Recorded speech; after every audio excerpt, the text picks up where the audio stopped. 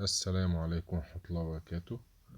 فيديو النهاردة عن تخطي جهاز G532F اللي هو G2 برايم. نبدأ كده على بركة الله واحدة واحدة. الأجزاء اللي أنا هصرحها دي بس عشان مدة الفيديو متطولش. هنبتدي نفتح الجهاز وهنشتغل برضو باللغة العربية عشان كله ياخد باله. هندوس بدء.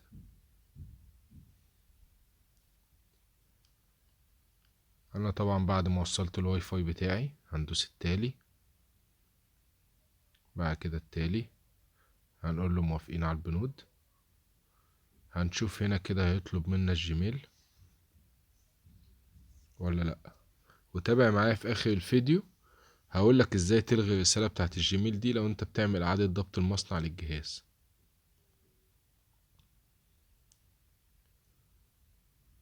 هيبتدي اهو، احنا بنسرع زي ما انت شايف. طلب مننا اهو اثبات صحة ملكية الحساب. هنشوف اول طريقة كده ان احنا بنكتب اي حاجة ونشوف المساعدة هنا شغالة ولا لا. نحدد عليها كده، ندوس على الثلاث نقط، كلمة المساعدة مش شغالة يبقى هنرجع ورا تاني. هنخش كده على شبكات المحمول، هننزل تحت خالص حاجة اسمها اضافة شبكة، هندوس عليها. هنكتب برضو اي حاجة وهنعمل تحديد وهنختار كلمة المساعدة. هننتظر كده، هيجيب لنا رسالة جوجل زي ما احنا شايفين. هنقول له لا شكرا، وهنا هنكتب كروم هو كمل لنا الجملة اهي. هندوس عليها ونقول له المتابعة. بعد كده نحدد لا شكرا، ومن هنا هنكتب الموقع اللي احنا هنحمل منه التطبيقات دي VN روم اهو داش باي باص. هندوس عليها، هنختار اول موقع.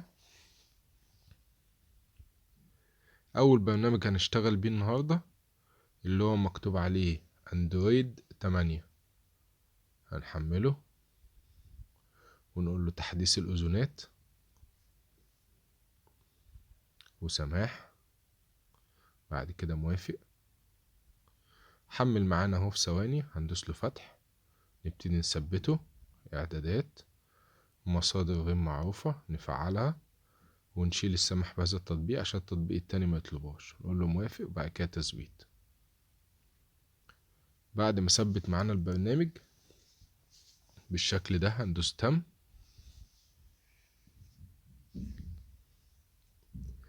بعد كده نرجع تاني على الموقع ونحمل برنامج كويك شورتز مارك. ندوس عليه وبعد كده سماح موافق. حمل معانا اهو. هندوس فتح ونبتدي برضو نثبت البرنامج نفس الطريقة تثبيت. كل الحاجات دي مبتاخدش وقت يعني. بعد كده هندوس فتح وتابع معايا الخطوة دي واحدة بواحدة.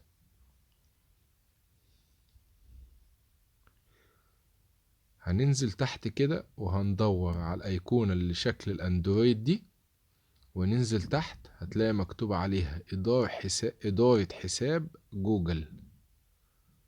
ننزل تحت كمان هي بتبقى في الآخر غالبا يعني.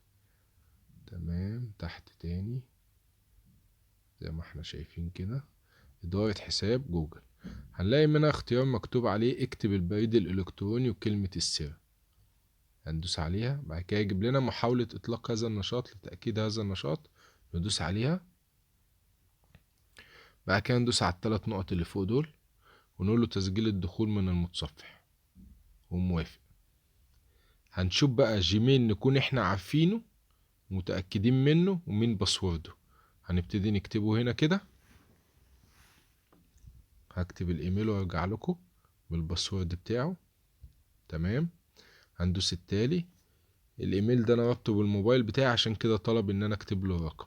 هقول له تأكيد رقم هاتف الاسترداد، وهكتب له بقى رقم تليفوني عشان يتأكد ان انا ايه صاحب الجيميل ده. بعد كده بدوس له التالي. يعني الخطوة دي مش دايما بتيجي يعني، بس انا عشان رابط الايميل برقم الموبايل فجابها. بس هنعمل بقى خروج وافضل نعمل ريستارت. هنعمل ريستارت زي ما احنا شايفين كده. طبعا الجهاز بياخد له اقل من دقيقة كده على ما بيفتح، بس انا بحاول اجري الاجزاء دي كده عشان ايه ما يبقاش الفيديو ممل يعني. بس فتح لنا شاشة الترحيب، هندوس بدء. الواي فاي متوصل زي ما هو، بندوس التالي، بعد كده التالي، موافق. هننتظر في الرسالة دي حوالي 3-4 دقايق كده. اي رسالة هتجيلنا بقى هندوس التالي.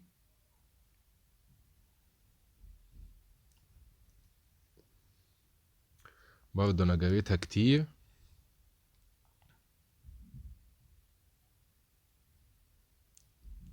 وحاول ننفذ معايا، انا مسرع الفيديو يعني مش هتحتاج انت تسرعه.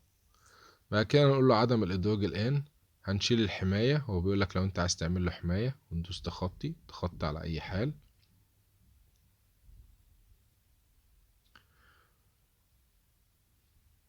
بعد كده نقول له تخطي. نقول له التالي، موافق، وليس الآن. رسائل بقى بتاعت الافتتاحية العادية خالص دي، يقولك ان هو قاري الخطوط، بنقول له تم. بص بقى، نخش بقى على الاعدادات عشان نلغي الخطوة دي خالص. خش الاعدادات، هننزل حاجة تحت خالص اسمها حول الجهاز. ومن حول الجهاز ده هندور على حاجة اسمها معلومات حول البرنامج، ونضغط عليها. بعد كده ندور على حاجة اسمها رقم الإصدار، هندوس عليها 3 مرات ورا بعض بسرعة عشان يفتح لنا المطور. هنخرج كده، بعد كده يقولك ايه خيارات المطور، هندوس عليها ونقول له إلغاء قفل الشركة المصنعة، ونفعلها وندوس تفعيل. ونعمل إعادة ضبط المصنع للجهاز عشان يشيل الجيميل اللي احنا كنا، الجيميل بتاعنا اللي على الجهاز، نرجعه تاني إعادة تعيين المصنع، ونقول له مسح الكل. وبكده الجهاز هيرستر ومش هيجيب لك تاني الجيميل اللي كان عليه ولا باسورد ولا اي حاجة، ويرجع كأنه لسه جاي زيرو.